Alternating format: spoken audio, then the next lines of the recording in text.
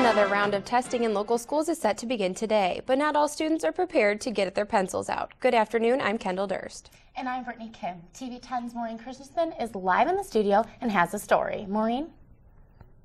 The PARCC test stands for Partnership for Assessment of Readiness for College. It's required by the federal government for 3rd, 8th, and high schoolers enrolled in geometry and second-level English. But a local group is protesting this requirement for the second time. On Friday, March 6th, about 200 students walked out of the first round of PARCC testing after saying they were fed up with excessive testing mandated by all levels of government. The test itself is awful. It's 10 hours long.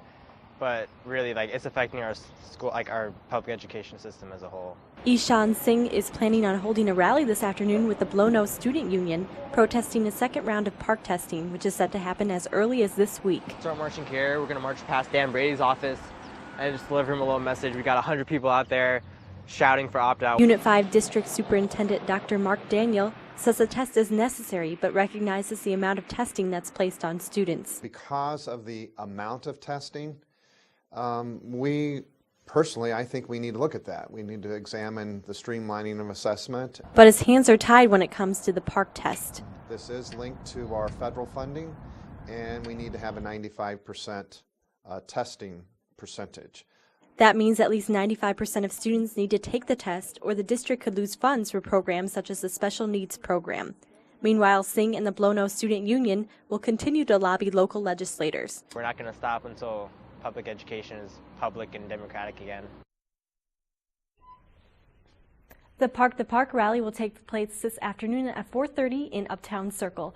Reporting for TV-10 News, I'm Maureen Christensen. Back to you ladies at the desk. Thanks, Maureen. A Bloomington man has been arrested for drug trafficking. Bloomington police are accusing 20-year-old Casey Nordine of possessing around $13,000 worth of drugs, including crack and cannabis, along with 2 scales containing cocaine residue. A search warrant was issued on April 21st. Nordine was then transported to the McLean County Jail. He is charged with unlawful delivery of cocaine near public housing and a school, plus unlawful delivery of marijuana with intent to deliver the drug. And to prevent these types of instances, local law enforcement will be hosting a public educational summit for attendees to learn how and why officers handle situations the way they do. This event will allow residents in attendance to fully interact with the officers.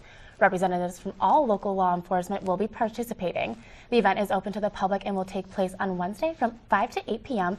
at the Illinois National Guard Armory on South Main Street in Bloomington. Local campaign is taking on the task of eliminating a well-known problem, one that is common on college campuses. TV-10's Sean Long is live in the newsroom with more. Sean? That's right. The campaign called Your Actions Matter is centered around stopping the ongoing problem of underage drinking. According to WJBC, the campaign is trying to send the message that we all should take responsibility in preventing underage drinking. Some local bars continue to take cautionary measures in order to prevent this problem. I'll tell you that definitely having enough staff is key to that. Having all my bouncers trained correctly, knowing what to look for as far as a fake ID, as far as a vertical ID that's been vertical too long. They haven't switched it since their 21st birthday. In order to crack down even further, some local bars start to check for underagers even earlier. On the nights that we know we're busy, we start carding early, and we won't let underagers in unless they're accompanied by an adult. That's from a local standpoint. As for the campaign on a whole, teens are distributing educational materials to liquor stores and other locations in order to get their message across. They mean business. Underage drinking has since been less of a problem. Past 2 years here, it's been a lot better than what it has previously, and we plan on keeping it the same from here on out. The Your Actions Matter campaign is trying to promote a positive message and keep everyone safe regarding underage drinking. I'm Sean Long reporting. Now back to you. Thanks, Sean. Bloomington aldermen will vote tonight on adjusting the city's current fiscal year budget. City Manager David Hales recommends moving $3.5 million from its reserves into the operating fund. The largest reason contributing to the proposed move is the $1.5 million gap in the solid waste fund. Hales also says that the city will be transferring approximately $500,000 each to the Golf Fund and the U.S. Coliseum Fund. The City Council will also vote on a salary increase for Hales by 2.5%. And also in Bloomington tonight, the City Council will vote on renewing an agreement with Midwest Fiber to handle the processing of the city's recycling. The city first entered a 2-year contract with the company back in 2013. The contract between the city and Midwest Fiber is referred to as shared risk, shared benefit. So if the city cannot sell the recyclable material for enough revenue, then they would have to pay per ton of material. The city has only had to pay Midwest Fiber once over the course of the past 2 years, that being in January of this year.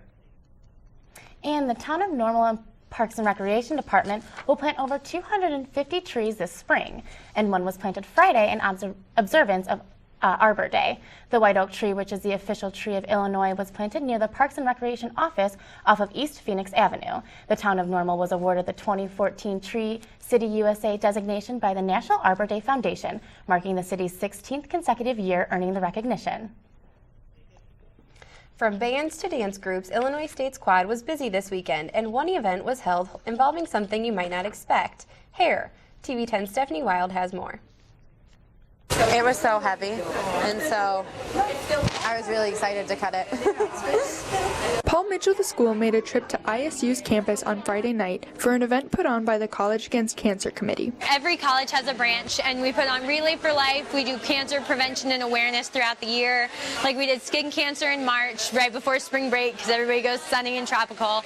And then like in October, we do women's cancer, breast cancer, and stuff like that as well. In support of all their other events, many people came out to donate their hair for the cause. I think we're going to make about 5 wigs for cancer patients, which is awesome. It takes about 8 to 12 ponytails to make a wig. I've actually really wanted to donate my hair for a long time now. We brought 10 of our future professionals, and I think that they've all done 2 or 3 models. We thought only 15 were coming, and I think we're like the hit of the show. So I would say at least 20 or 25. It takes 8 to 10 inches of hair to donate. But where does all the hair go? We're actually donating the hair to patients with cancer who have lost their hair to make wigs for them. The Pantene Beautiful Links, we donate there because they donate directly back to the ACS, and it's actually free, which is very rare to find in hair donations. So usually other places like make the cancer patients or whoever's buying the wigs pay. It's like seriously such a blessing to like be a part of this and like be able to help out with this. So yeah, it's like really rewarding. It's like the best part of my job. For TV-10 News, I'm Stephanie Wild. This event was just one part of this year's Relay for Life celebration, and a little later in the show, we'll introduce you to some of the special survivors that took part in the race. As the school year comes to an end, seniors are preparing themselves for graduation. TV-10's Dana Roman has more. As May approaches, college seniors are ready to get final exams over with, slip into a cap and gown, and walk across the stage holding their hard-earned diploma. With graduation just 2 weeks away, ISU students describe how they feel about starting a new chapter in their life. Honestly, I can't believe how fast these 4 years just flew by, and I can't believe I'm going to be walking across my graduation stage in only 2 weeks. I've had a job lined up, so I have that off my shoulders I don't got to worry about, but I'm really sad to see how fast these 4 years have went by. It's so sad because I'm leaving behind some of the best memories and best friends I've ever met. ISU has really molded me into the person I am today, and I'll forever be grateful for my experiences here. Seniors also talked about their future plans after graduation and why they're excited to accept their diploma and celebrate that all the hard work is finally over.